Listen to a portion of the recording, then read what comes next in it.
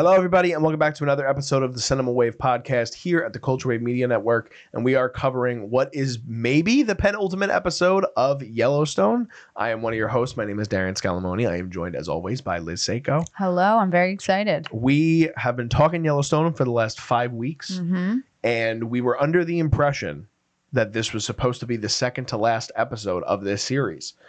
We have a different theory now. I'm seeing different things online. We heard different things with our ears.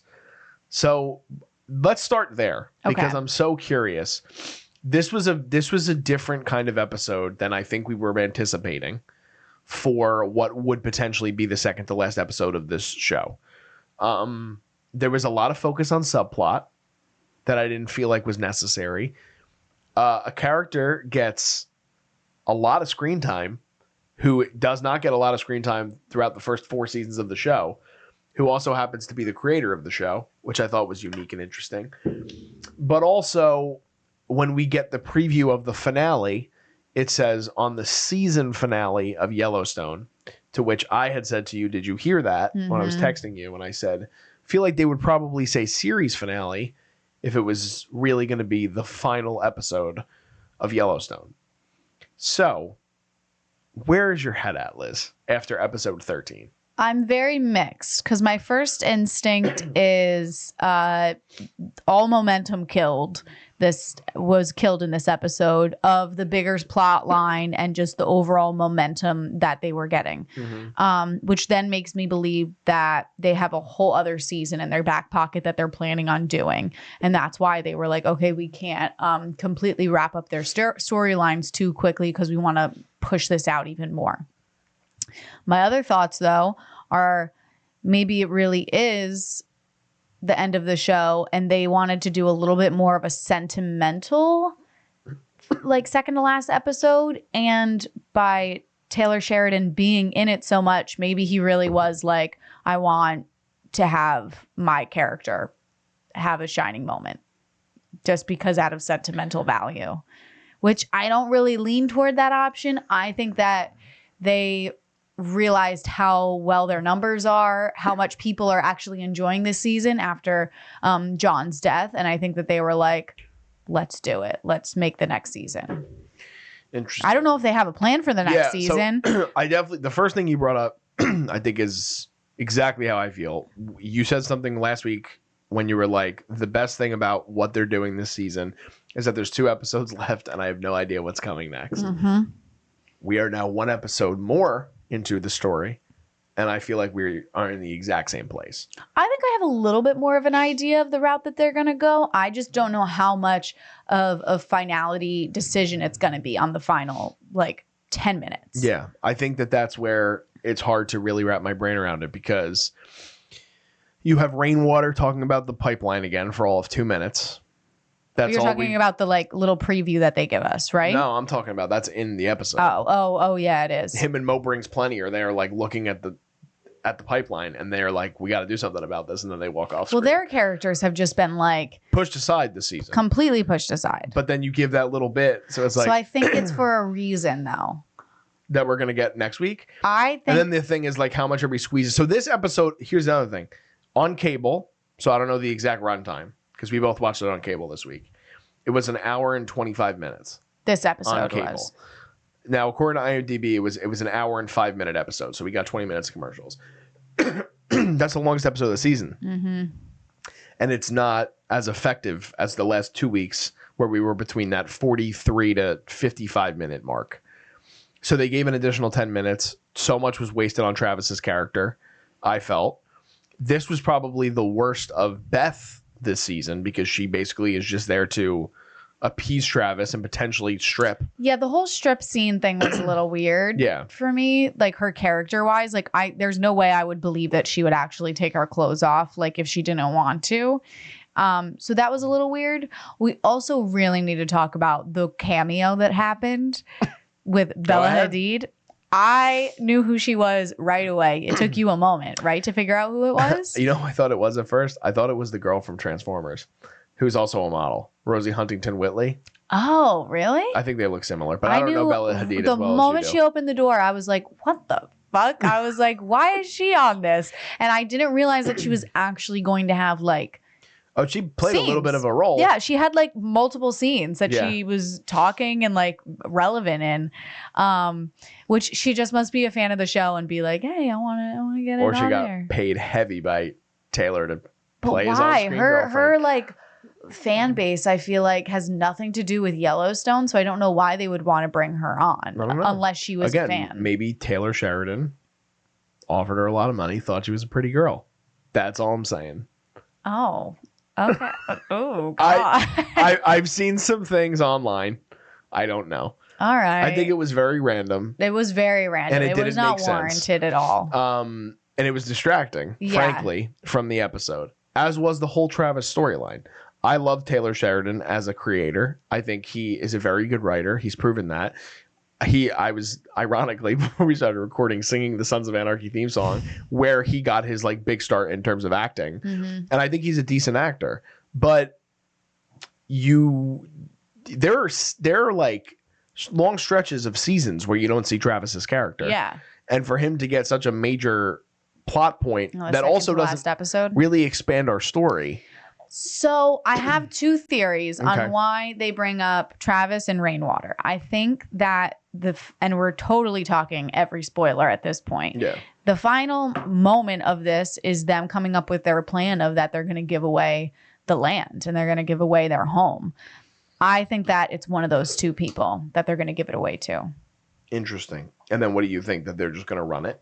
I think that and they're gonna going keep everybody to in tow. So two different ways. If they give it to Travis, it's a business deal of some way.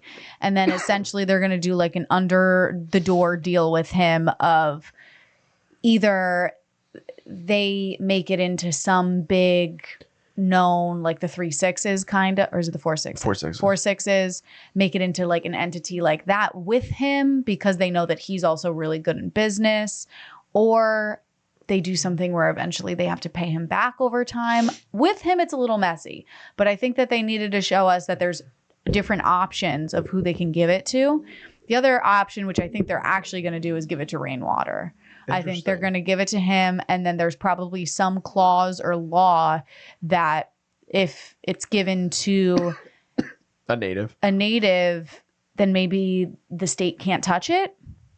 And I'm making that up off the spot. I don't know if that's actually true or not, but I feel like they're going to give it to one of those two Let's people. go back to the scene, and I'm forgetting it, so I need you to remind me. Talk to me. We get the scene towards the end of the episode where Kayce says something to Beth. Yeah. And I don't remember exactly what it is that he says. He asks her, like, how much does your car cost? Yeah. And then she's like, well, I lease it. And then he asks, well, if you like owned it, like, and sold it, how much would you sell it for? And I think she was like, I don't know, like $100,000. Yeah, That's not the right number, but she said that. And then he was like, do you have to sell it to me for that price? Or can you sell it to me? Like you can sell it to me for like $1. For $1. And she was like, yeah, but that's stupid. And then I think he just said, she's like, why are you asking this? And he's like, just like thinking like different options of like, or do you have to pay? Oh no. And then he asked like, do you have to pay taxes on how much you sell it for or how much it's like worth? And then she's like, you pay it based on how much you sell it for. And then she's like, why? And he's like, just thinking. And then kind of like stares at her for a minute and then like walks away. And then Beth starts realizing like what he's getting at is essentially either selling their land for nothing or really just giving it away. Yeah. Which I don't know how they can actually do that because I was thinking, and again, I don't know anything of like the legitimacy behind this, but I feel like that's what appraisals are for, to know how much something's worth exactly, but I could be wrong. So I don't know This how is all the business mumbo jumbo that I can't wrap my head around either. Yes. And so I don't know how clear this plan of theirs is going to go through or if it's going to get messy, but I think that they're just going to try to give it away to somebody and go around the legal ways of having to pay all those taxes essentially, because that's what's going to kill them is if they sell it, they have to pay all these taxes on it and then they won't have anything. Yeah. So I don't know. I just feel the only reason that they're keeping Rainwater around is because they're foreshadowing that they're giving it to him. Yeah. Well, you get that side of it, and then you also get the flip side with Jamie, where he goes and speaks with. Go ahead, Liz. Go off on our king. Literally such a loser, and like he has nobody, so then he has to crawl to like the woman that he has a baby with. His baby mama. And also, why is she helping him? Like, can't she see through him of knowing that this man had a hand in it, of killing his own father? And like, why? I get it. She has a kid with him. Maybe she wants to keep him out of prison or whatever. But I just think that she is a smarter character than they showed in this episode of helping him. But I get it. In order to continue Jamie's plot line, they needed somebody to like intercept and give him a plan and like a motive. You don't think she cares for him at all in any sense of... No, I think she does, only because they have a kid together. But I just wish that she didn't. Like, I wish that she was like, get out of my house. Because I hate him and I want him to literally, like, I want everything to fall apart for him. But I don't think that's going to happen. I think he might weasel his way out of it. I think he might weasel his way out of it, but I think it's going to end up with the right thing happening for all parties except for us wanting to see Jamie die. I don't know if I want to see him die necessarily, but I want him to be like Game of Thrones Shame, like fully through the town, and just everybody knows every little grimy thing that he did. But I don't know if they will, because if they're trying to get another season out of it, he has a huge storyline, and if he goes to prison, there's not much for him to do, I feel like, politically. I'm still stuck in between whether or not I think this is going to get another season. I'm very curious. Like, I think that they could squeeze it all in one episode. I think it would be overstuffed, and it might not really fulfill as much as we think it's going to, or we hope that it's going to. The rainwater thing I can totally see happening. The other part of it that I didn't think of until just a minute ago is the fact that I think that Tate could play a major part in that, where Tate is also an indigenous person. Oh. And his dream is to run the ranch. So just to which, if Rainwater then owns it, it can be Tate's to overtake over time. Well, that's the whole other element that keeps getting talked about and foreshadowed throughout the season, is that Kayce is going to have to pick between his family and the ranch. Yes. Yeah. So this is the best of both worlds for Kayce. Yes, but does something all of a sudden throw their whole plan out the window, and then it really comes down to him having to pick his family and his land? I think he finds a way to make it all work. Really? And you just think it's like a beautiful, happy ending? Yeah, I do. If it's going to end next week. Otherwise, I don't know where else you go with it. The weird thing is that, especially when this is why this episode I think was so disappointing. There's so many things with these characters that you still need to figure out, right? And now you're starting to have these feel-good moments with Ryan, and with Teeter getting a moment with Beth, which, again, felt like just a fun scene for people to watch rather than expanding upon a story. That's what I mean. I think this may have been a little bit of like sentimental episode, because the finale is going to be just a lot happening. I think. And I had texted you too. I think we're getting the funeral.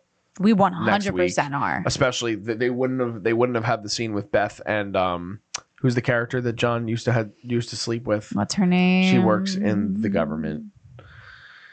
Sorry, everybody. These are side characters. Yellowstone has such an ensemble sometimes where it's like characters that Linnell.